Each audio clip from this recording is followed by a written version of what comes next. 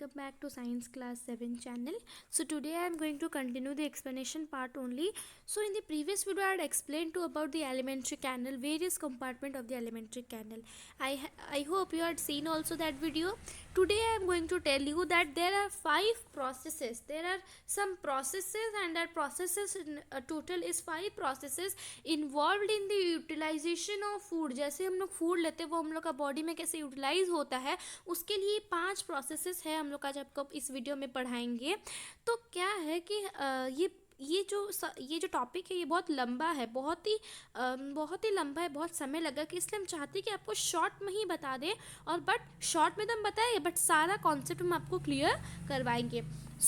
यहाँ पर जो 5 प्रोसेस हमने बताया तो वो क्या है, चलिए देखते हैं. पहला है इंजेशन. तो the process of taking food into the body is called ingestion. तो इस सेंटेंस का मतलब क्या है कि जैसे हम लोग अपना खाना खाते हैं, लंच में, डिनर में, ब्रेकफास्ट में, जो भी हम लोग खाना खाते हैं तो वो डायरेक्ट हम लोग का बॉडी में जाता है ना. तो उसी प्रोसेस जिसमें कि हम लोग का बॉडी में जो फूड जा रहा है उसको बोलते हैं हम लोग इंजेशन. ये है फर्स्ट प्रोसेस है इंजेशन. ओके, सेकेंड प्रोसेस क्या है? सेकेंड प्रोसेस है digestion. The process by which the food containing large insoluble substances is broken down into small water soluble substances is called digestion.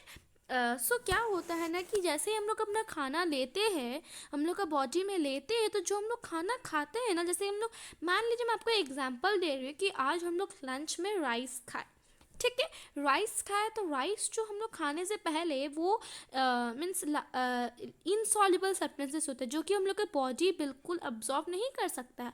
तो जैसे ही हम लोग राइस को अपने मुंह में डाले तो क्या हुआ कि हम लोग का जो टिथ है वो उसको ग्राइंड करने लगा, है ना, और उसको पूरा सेमी सॉलिड फॉर्म में वो खाना को ले आया. हम लोग चबा के खाते हैं ना, ऐसे तो निकल नहीं जाते, हम लोग चबा के खाते हैं राइस को, तो राइस क्या हो जाएगा, सेमी सॉलिड सब्सटेंसेस हो जाएगा.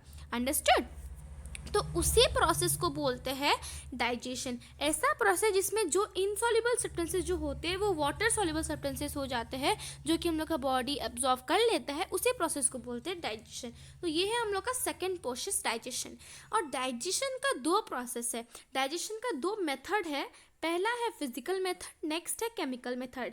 Physical method including chewing and grinding of food in mouth. तो जैसे हम लोग अपना खाना लेते हैं तो हम लोग च्यू करते हैं, हम लोग अपना टिथ से च्यू करते हैं, ग्राइंड करते हैं हम लोग का मुंह में, तो उसी प्रोसेस को बोलते हैं फिजिकल मेथड. फिजिकल मेथड में चीविंग आता है और ग्राइंडिंग आता है. केमिकल मेथड में क्या आता है, I am just showing you. Chemical method में क्या आता है कि addition of digestive juices to the food by body itself. हम लोग की बॉडी में एक जूस प्रेजेंट होता है जिसका नाम है डाइजेस्टिव जूसेस, और वही हम लोग को हेल्प करता है डाइजेशन में. तो वो हम लोग के बॉडी के अंदर रहता है, इसलिए उसको हम लोग केमिकल प्रोसेस बोलते हैं. अंडरस्टूड? आई होप आपको ये इंजेशन और डाइजेशन क्लियर है. चलिए नेक्स्ट चलते हैं. थर्ड नंबर हम आपको बता रहे क्या है, हम पूरा पेज को क्लियर कर दे. फर्स्ट है हम लोग का इंजेशन, सेकंड है डाइजेशन. अभी थर्ड हम लोग क्या पढ़ेंगे, थर्ड है एब्जॉर्प्शन पढ़ेंगे.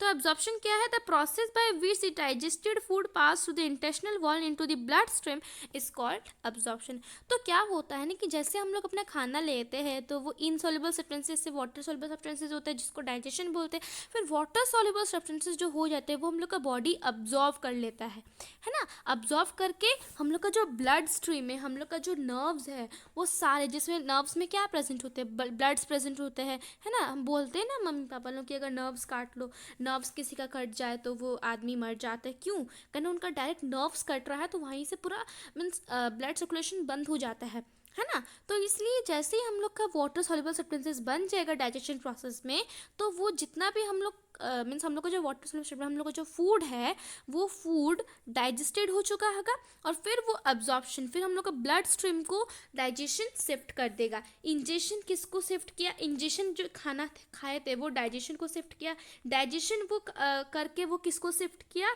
अब्जॉर्प्शन को शिफ्ट किया. अब्जॉर्प्शन को स्टिफ किया, अब्जॉर्प्शन किसको स्टेप मीन्स शिफ्ट करेगा, वो है ब्लड स्ट्रीम। ब्लड स्ट्रीम को वो मीन्स जो हम लोग ब्लड स्ट्रीम बोलते हैं, नहीं तो ब्लड वेसल्स बोलते हैं, उसी को ये शिफ्ट करेगा। तो उसी प्रोसेस को बोलते हैं एब्जॉर्प्शन। आई होप आपको ये इंजेशन डाइजेशन और एब्जॉर्प्शन क्लियर है। चलिए नेक्स्ट स्टेप पे चलते हैं। Wait, I am just showing you. Yes, so our fourth number step is assimilation. Assimilation होता क्या है, चलिए देखते हैं। The process by which the absorbed food is taken in body cell and used for energy growth and repair is called assimilation. तो क्या हुआ, जैसे ही हम लोग का ब्लड स्ट्रीम में ये वो वाटर सॉल्युबल सब्सटेंसेस प्रेजेंट हो गया, तब भी हम लोग को एनर्जी नहीं मिलता है। ब्लड स्ट्रीम किसको शिफ्ट करता है, हर एक सेल को शिफ्ट करता है। हम लोग का body million and million of cell से बना है ना। हम लोग का एक छोटा सा फिंगर, हम लोग का जो फिंगर है वो भी मल्टी सेलुलर सेल से बना है। मान लीजिए हम लोग का बॉडी कितना सेल से बना होगा, आप सोच पा रहे होंगे। मल्टी सेलुलर तो क्या होते हैं, जैसे ब्लड स्ट्रीम में जाता है खाना, वाटर सॉल्युबल सब्सटेंसेस, तो वो ब्लड स्ट्रीम में एनर्जी हम लोग को नहीं मिलता है। ब्लड स्ट्रीम हम लोग को सेल को शिफ्ट करता है। ब्लड स्ट्रीम में जितना भी वाटर सॉल्युबल सब्सटेंसेस है वो हर एक सेल को शिफ्ट करता है, और फिर हम लोग को एनर्जी मिलता है। एनर्जी किस लिए मिलता है, ग्रोथ के लिए, रिपेयर के लिए, हम लोग का बॉडी के रिपेयर के लिए। और उसी प्रोसेस को बोलते हैं हम लोग एसिमिलेशन। अंडरस्टूड। नेक्स्ट है हम लोग का लास्ट प्रोसेस। अभी आपको एक बात ध्यान में देना है कि एसिमिलेशन में टोटल हम लोग को एनर्जी मिल जाते हैं ग्रोथ और रिपेयर के लिए। फिर कुछ कुछ खाना जो होते हैं, हम लोग जितना भी खाना खाते हैं लंच में, डिनर में, ब्रेकफास्ट में, वो सारा खाना में से कुछ कुछ खाना हम लोग का डाइजेस्ट नहीं होता है। हर एक खाना हम लोग का डाइजेस्ट नहीं होता है। कुछ कुछ पार्ट्स हो जाते हैं जो कि अनडाइजेस्टेड है। वो अनडाइजेस्टेड पार्ट भी तो हम लोग के बॉडी से निकलने चाहिए। अगर अनडाइजेस्टेड पार्ट हम लोग के बॉडी से नहीं निकलेगा तो वो कैसे होगा। अनडाइजेस्टेड पार्ट हम लोग के बॉडी से निकलना ज़रूरी है। तो उस प्रोसेस को क्या बोलते हैं, चलिए देखते हैं। The process by which the undigested food is removed from the body is called ईजेशन। तो ऐसा प्रोसेस जिसमें हम लोग का अनडाइजेस्टेड फूड हम लोग के बॉडी से बाहर निकल जाता है, उसी प्रोसेस को बोलते हैं हम लोग ईजेशन। आई होप आपको ये समझ में आ गया हो कि 5 प्रोसेसेस का क्या नाम है। पहला है इंजेशन, सेकेंड है digestion, third wait just a minute, yes, third है एब्जॉर्प्शन, फोर्थ है एसिमिलेशन, और फिफ्थ है egestion. Understood? So this is all about the 5 processes involved in the utilization of food. I hope आपको ये बहुत clear आ गया। अभी हम आपको फिर से एक बात बता रहे हैं कि जैसे ही हम लोग का बॉडी इंजेशन जाता है, तो इंजेशन वो खाने को कहाँ शिफ्ट करते हैं, डाइजेशन में। डाइजेशन में वो वाटर सॉल्युबल सब्सटेंसेस हो जाते हैं। वाटर सॉल्युबल सब्सटेंसेस कहाँ जाता है, अब्जॉर्ब किया जाता है ब्लड सेल में जाता है, ब्लड स्ट्रीम में, या ब्लड वेसल्स आप कुछ भी बोल सकते हैं, ब्लड वेसल्स में जाता है। और ब्लड वेसल सेल को देता है, हर एक सेल को देता है वो वाटर सॉल्युबल सब्सटेंसेस, और फिर हम लोग के बॉडी में एनर्जी आ जाता है ग्रोथ और रिपेयर के लिए, है ना। और फिर क्या होता है, कुछ कुछ पार्ट्स जो होते हैं वो बच जाते हैं, जो कि अनडाइजेस्टेड पार्ट है, तो वो हम लोग को ईजेशन के द्वारा बाहर निकल जाता है।